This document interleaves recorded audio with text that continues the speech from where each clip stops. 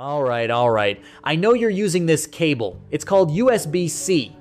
And at this point, something like 90% of people with phones are stuck with it, especially since Apple finally ditched their precious little lightning cable and switched to USB-C because they did not really have a choice.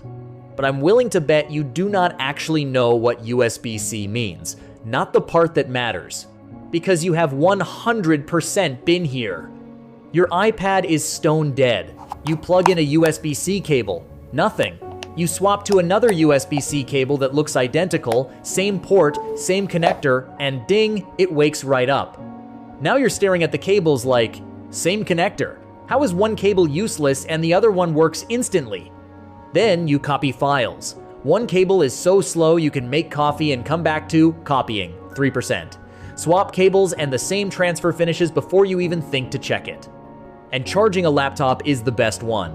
One USB-C cable makes your MacBook climb fast. The other charges so gently, you start wondering if it's negotiating every single percent. What makes this extra annoying is that a lot of devices do not even come with cables anymore. So now you're living in this daily mind game.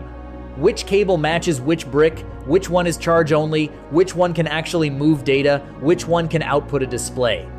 You open that end-of-the-world drawer full of random cords, and you're doing cable tryouts, like it's a puzzle game.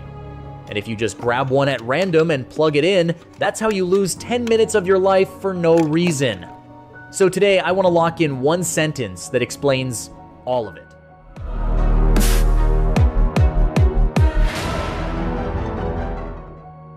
USB-C is not a promise that everything works the same. USB-C is just the shape.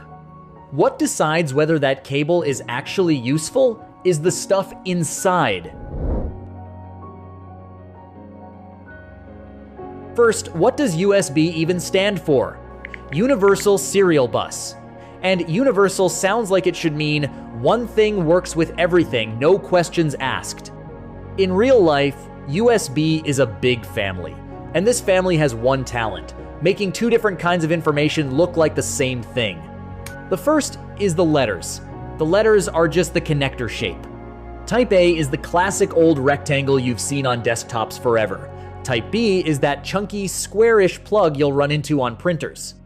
And Type C is the small oval one, the main character of today's story. And honestly, Type C earned its fame before we even talk speed, because it's reversible. No more flipping a plug around like you're trying to crack a safe. I always end up flipping it 2 or 3 times like it's a tradition. Now the second thing people mix up with the shape is the numbers. These are the versions you've seen on boxes and product pages: USB 2.0, USB 3.0, USB 3.2, and USB 4. USB 2.0, often the plain, non-colored ports on a lot of PCs, tops out at slower data speeds. That's why big file transfers can feel painfully slow. If you want faster copy speeds, use a newer USB port. On many PCs, that's often the one with a colored tab inside. Because as the numbers go up, the data pipe gets wider. USB 2.0 is mail it, USB 3.0 something is ship it, USB 4 can feel instant, assuming the cable and the devices on both ends are actually built for it. And that's the trap. People say USB-C like it's one unified super cable. It isn't. USB-C is the shell. Type A, Type B, Type C are shapes. The numbers tell you what it can actually do. So two cables can look identical, while one is basically a back road on the inside, and the other is a freeway. Back in the older USB days, life was simple. A cable basically needed 2 jobs: carry power so something could charge, and carry data so you could move files. That was it. Everyone was happy. USB-C showed up in an era where one port is expected to do everything. Charge your phone, charge your laptop, move huge files, run a monitor, connect a dock, power an external SSD. That single little oval is trying to replace half the ports that used to live on a laptop. So here's what changed. Not every USB-C cable is wired the same way inside.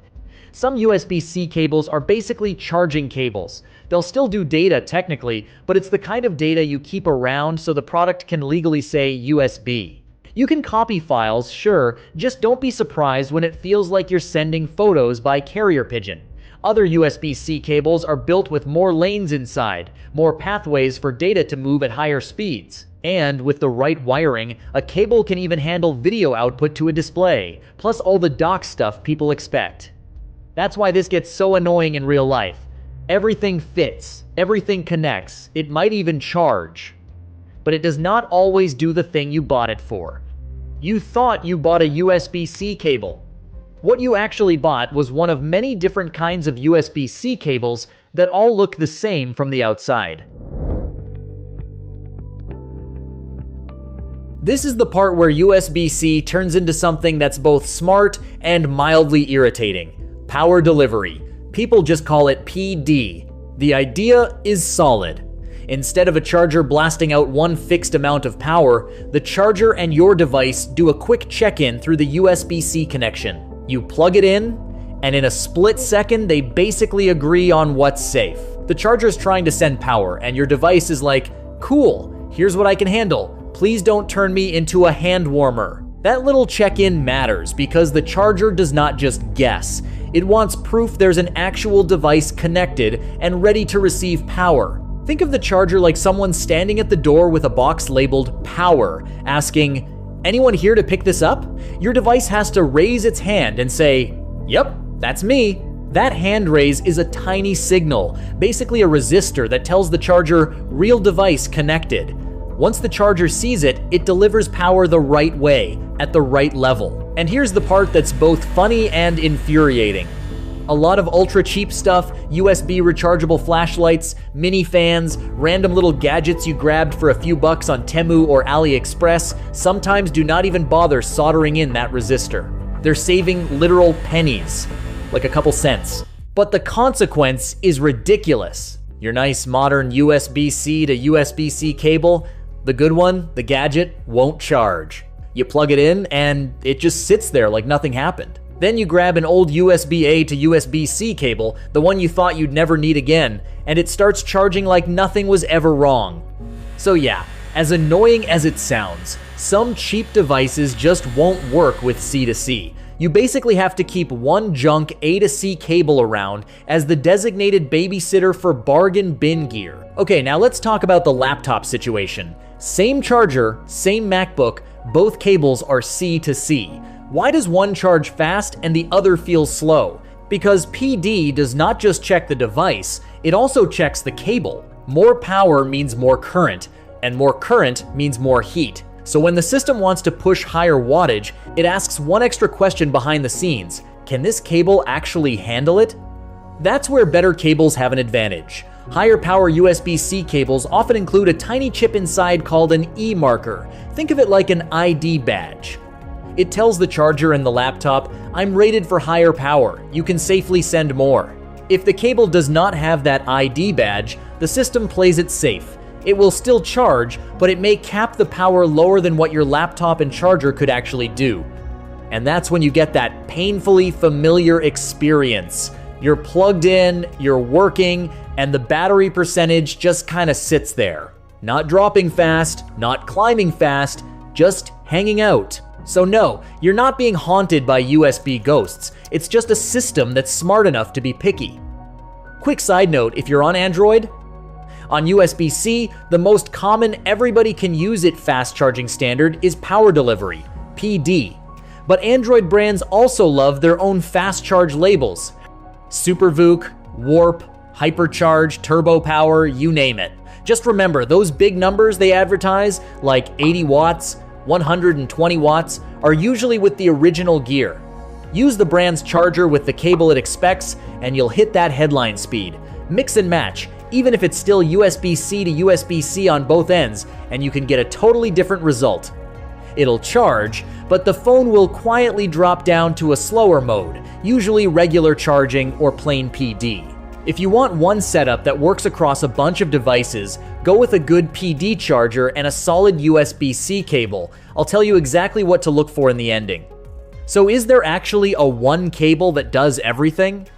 Yes, but it's not the kind you grab randomly from a bin that says USB-C and call it a day.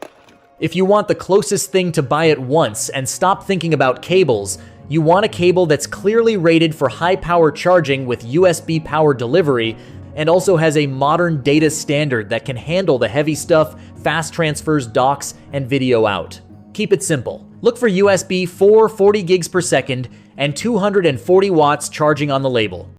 That's the sweet spot for one cable that charges your laptop and handles big transfers without feeling sluggish. And if you want the less drama version, that's where Thunderbolt shows up. The cable with the little lightning bolt logo, usually marked Thunderbolt 4 or Thunderbolt 5. Thunderbolt is basically USB-C with stricter rules. More expensive, yes, but it's the one that tends to just work with nicer docks, faster external SSDs, and running a display, yes, including a clean 4K setup, without you doing cable roulette. There is one catch that feels a little unfair.